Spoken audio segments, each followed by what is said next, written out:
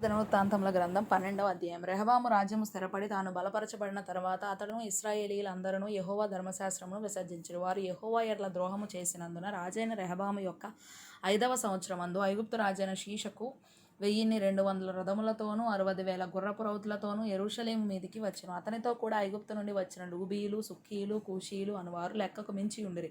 అతడు యూదాకు సమీపమైన ప్రాకారములను పట్టుకొని యెరూషలేము వరకు రాగా ప్రవక్త అయిన షమయ రెహబామునొద్దకును షీషకునకును భయపడి యెరూషలేమునకు వచ్చి కూడియున్న యూదావారి అధిపతుల యొద్దకును వచ్చి, మీరు నన్ను విసర్జించితిరి గనుక నేను మిమ్మును షీషకు చేతిలో పడనిచ్చి ఉన్నానని యెహోవా సెలవిచ్చుచున్నాడని చెప్పాను. అప్పుడు ఇశ్రాయేలీల అధిపతులను రాజును తమ్మును తాము తగ్గించుకొని యెహోవా న్యాయస్థులని ఒప్పుకొనిరి. వారు తమ్మును తాము తగ్గించుకొనుట యెహోవా చూచెను గనుక యెహోవా వాక్కు షమయాకు ప్రత్యక్షమై ఇలాగు సెలవిచ్చెను.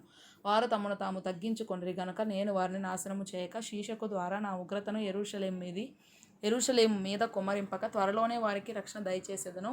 అయితే నన్ను సేవించుటకును భూరాజులకు దాసులయుండుటకును ఎంత భేదమున్నదో వారు తెలుసుకొనున్నట్లు వారు అతనికి దాసులగుదురు. ఐగుప్తు రాజైన షీషకు యెరూషలేము మీదికి వచ్చి యెహోవా మందిరపు బొక్కసములన్నిటినీ రాజనగర్లోని బొక్కసములన్నిటినీ దోచుకొని సొలొమోను చేయించిన బంగారపు డాళ్లను తీసుకొని పోయెను.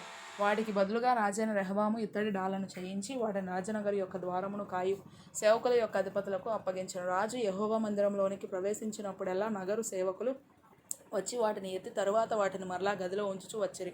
అతడు తాను తగ్గించుకున్నందున యెహోవా అతని బొత్తిగా నిర్మూలము చేయక యూదావారు కొంత మట్టుకు మంచితనమును అనుసరించుట చూచి తన కోపం అతని మీద నుండి త్రిప్పుకొనెను. రాజైన రెహబాము యెరూషలేమునందు స్థిరపడి ఏలుబడి చేసెను. రెహబాము ఏలనారంభించినప్పుడు 41 సంవత్సరముల యుడు గలవాడై ఉండెను. తన నామమును అచ్చట ఉంచుటకై ఇశ్రాయేలీల గోత్రములన్నిటిలో నుండి యెహోవా కోరుకొనిన పట్టణమగు యెరూషలేమునందు అతడు 17 సంవత్సరములు ఏలెను. అతని తల్లి పేరు నయమ, ఆమె అమ్మోనీయురాలు. అతడు తన మనసు యెహోవాను వెదకుట యందు నిలుపుకొనక చెడు క్రియలు చేసెను. రెహబాము చేసిన కార్యములన్నిటిని గూర్చియు షమయ రచించిన గ్రంథమందును దీర్ఘదర్శి అయిన ఇద్దో రచించిన వంశావళి యందును వ్రాయబడి ఉన్నది. రెహబామునకును యరొబామునకును యుద్ధము ఎడతెగక జరిగెను. రెహబాము తన పితరులతో కూడా నిద్రించి దావీదు పట్టణమందు పాతిపెట్టబడెను. అతని కుమారుడైన అబీయా అతనికి బదులుగా రాజాయెను.